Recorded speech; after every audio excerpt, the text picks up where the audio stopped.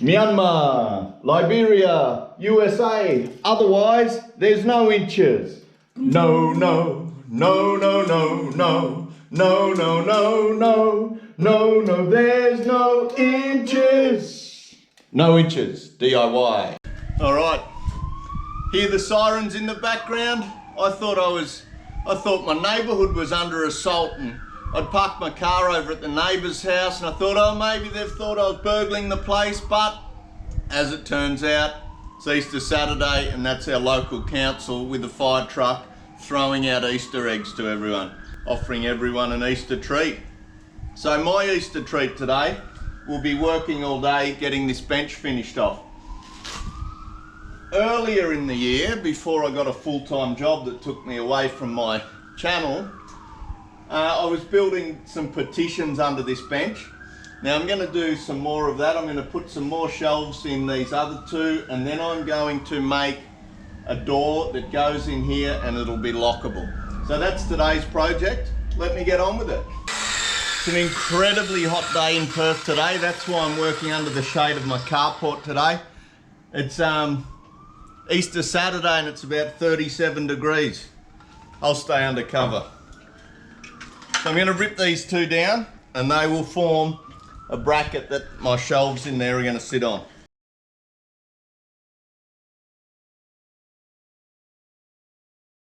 Now these panels that were in blocking the ends, I have taken them out to recut them.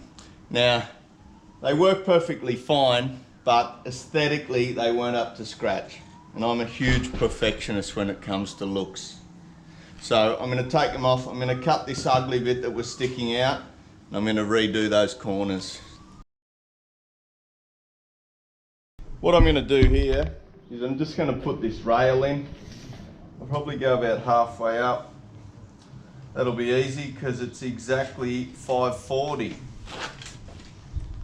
That'll give me 270. 270.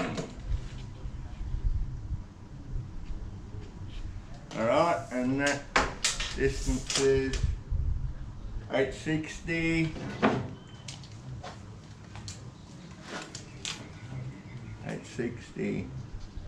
Alright.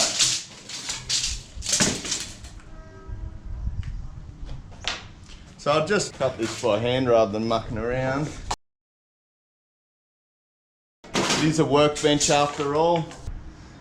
I'll just quickly get this screwed up. Alright, here I am inside the bench.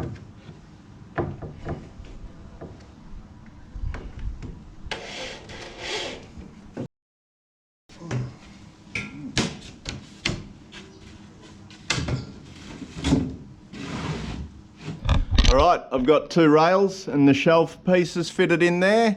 Now I'll just move along and do the same up the other end. Alright, now that I've put this shelf in, I can't really reach these screws anymore. So a friend of mine put me onto this tool here. It's a Trojan side screwdriver. It has so much torque. If I can't get a screw out with my drill, I'll put it on this and I'll be able to get it straight out. It's a very handy piece of material. Right, so I've just got to cut a set of these for the other side, then I'm done. And then that's when the real fun starts, where I've got to make some kind of system where I can hook my door front on this. Now what I'm planning to do is have the door fronts to be taken off, so they'll have a steel catch that goes over here, and then in here somewhere they will slot into this gap, and then there'll be a hole here that a padlock can go on. That's the plan. My grandfather made me a toolbox when I was about 10 years old, and it had the same setup, so I'm going to do it again. Alright, what I've got marked out here, these are going to be the 4 tabs that lock my door closed. So I've just got to space them out 3mm so they can slide over that. And then these are also going to go to that. This is an extra bit of locking tab for the container hinge.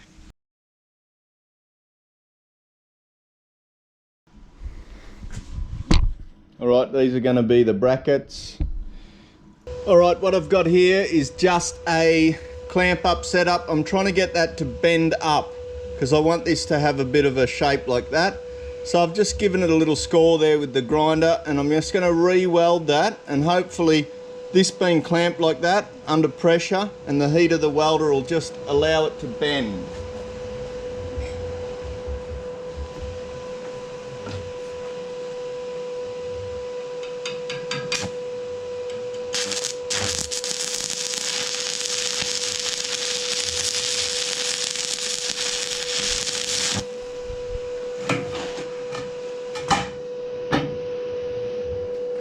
As you can see, that gave it the perfect amount of bend. This is what will slide in here, and that'll help, that'll grab on the back of our backing. So we'll drop our backing board in there, that'll lock in against there. It's absolutely perfect, exactly how I wanted it.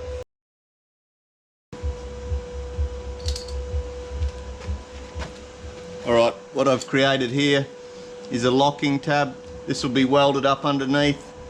My board will slide in like that, go over that, and then a padlock can go through there. That's the plan. AEG grinder on the job. So this is my catch. It's going to go in here, and it'll just drop, it'll slide in like that. That's the plan, and then you'll be able to lock it there. So I just mock this up on a piece of ply just to check that it's feasible. It's just doable. When my grandfather built me my little toolbox, I didn't have a top on it, so that he didn't have that complication to work with. But it does just work.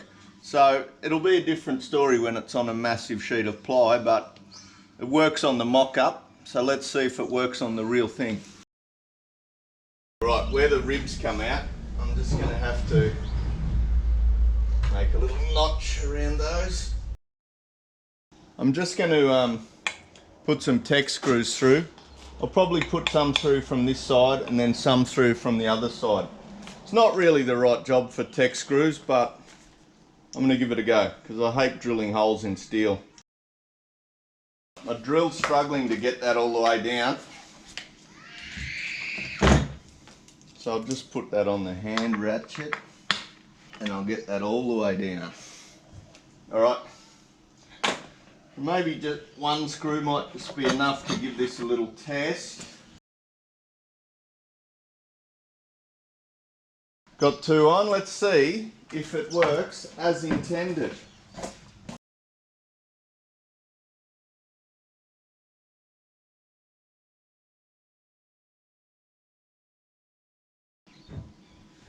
There we go.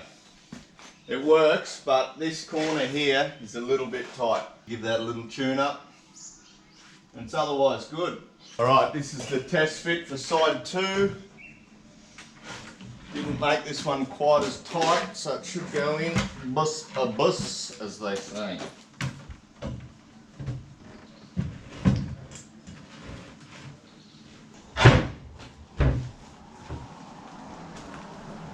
Got a little problem. One of my tabs is leaning in a bit.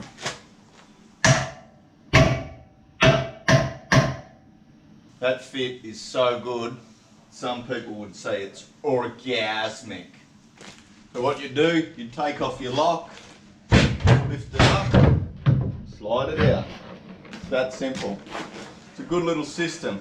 Because of the design of this, someone with nefarious attitudes trying to break in, there's nowhere they can really get a pry bar into this. So it's going to work quite well.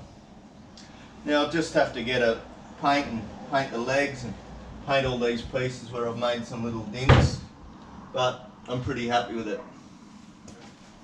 Another No Inches DIY successful project.